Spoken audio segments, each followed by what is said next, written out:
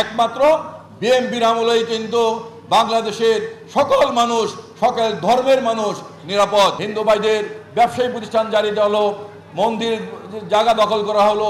সারা বাংলাদেশে গত 16 বছর কিন্তু অনেক হিন্দু সম্প্রদায়ের ভাই বোনেরা কিন্তু পার্শ্ববর্তী রাষ্ট্রে পালিয়ে যেতে বাধ্য হয়েছিল। গত 16 বছর কোনো ধর্মের মানুষই কিন্তু নিরাপদ ছিল না।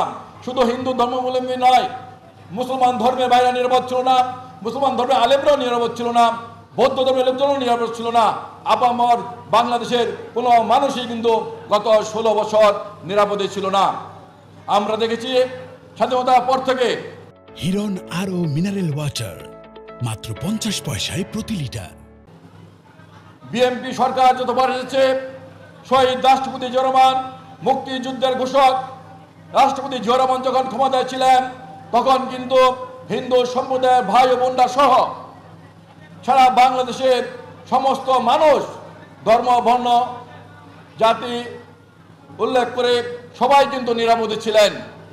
পরবর্তী পর্যায়ে আমাদের নেত্রী, দেশনেত্রী যখন খালেদা জিয়া বাংলাদেশের ক্ষমতায় ছিলেন, তখন কিন্তু সকল ধর্মের মানুষ নিরাপদে ছিলেন, নিরাপদে তাদের কাজকর্ম করতে পারছেন, তাদের ব্যবসা করতে পারছেন।